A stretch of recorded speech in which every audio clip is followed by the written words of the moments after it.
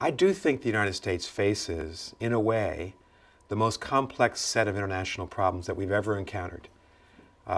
We don't face anything, mercifully, on the scale of the Second World War, or even the Civil War, or the Revolution. But if you think about the international world that we live in, the global world we live in, we're facing a series of very acute challenges, economic, political, and military, that will test President Obama and our congressional leadership, and in fact, test all of our leaders in the coming decade. And if you look inside President Obama's inbox, you find continued problems and challenges to global growth and investment, and that's a critical issue for the health and welfare of the world. You find the fact that the Arab world is in a state of revolution, of disrepair, civil war in Syria, a return of authoritarianism in Egypt, a big challenge by Iran on the question of Iran's nuclear future. If you put those problems together, that's a big, big set of interlocking challenges for the United States. And if you look towards Asia, the United States is struggling to put together a good working relationship with China.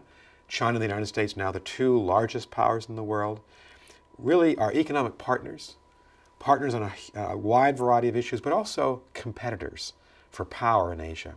So that inbox that President Obama faces every day in the Oval Office is a forbidding inbox in terms of the sheer complexity and number of problems that we're facing. And that's why it's important that the United States be globally engaged, because so much of our future is tied up with the rest of the world. We live in a globally integrated economy.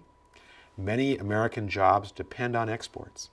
Our economic health doesn't depend on just what we do here at home in the 50 states. It depends on our ability to work, invest, trade on a productive basis with the rest of the world. Our security depends on the rest of the world. We've found that out through great anguish and sorrow on 9/11. We can be attacked here at home. That's what 9/11 represented in a very horrible way. And so we've got to establish a network of alliances and relationships around the world that will fight terrorism and hopefully prevent the next big war. And I think, I talked to the Albright Fellows here about this, I think for their generation, for the next 30 or 40 years, a major challenge will be, can we organize ourselves globally to fight the problems that are common to every country and every human being, like climate change, like trafficking of women and children, or crime and drug cartels.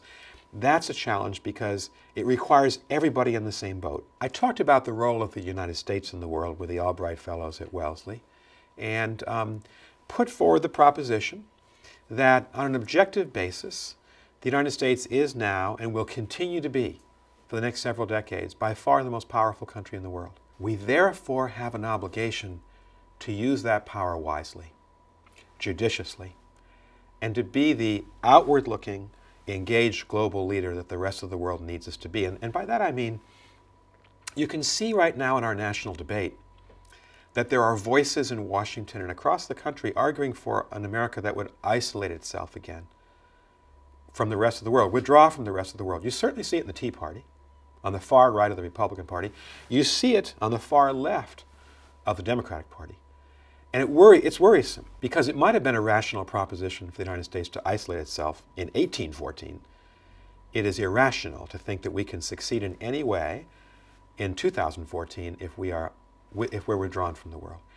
Because globalization defines the current world, and the future of the Albright Fellows, of the students at Wellesley, or my students at Harvard, is going to be all tied up with and measured by our ability to work with others to resolve human problems like climate change and trafficking and drug and crime cartels.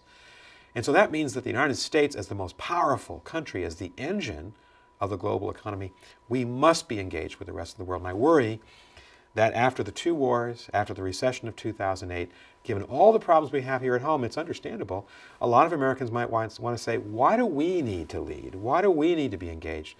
And the answer is self-interest, because our future depends on it, and because it's the right thing to do for our kids' future. I don't think that the national debate right now is as deep or as acutely worrisome as it was back in the late 1930s. There are more voices arguing for engagement in both political parties. President Obama is certainly an internationalist. Madeleine Albright is an internationalist.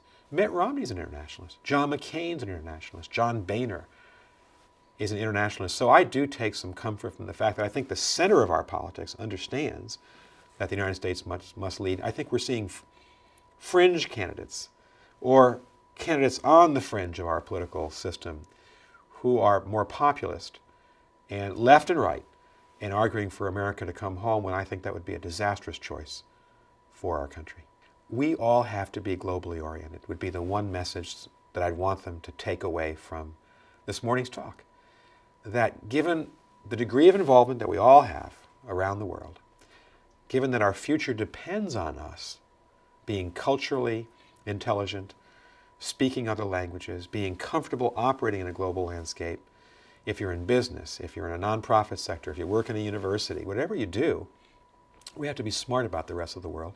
So studying languages if you're an American, traveling, understanding how to be effective internationally, that is required in the 21st century. And I've certainly thought that based on the quality of the questions and the dialogue, that the Wellesley students are far ahead in accepting that and in running with it, that they are internationally minded people, which is a good thing.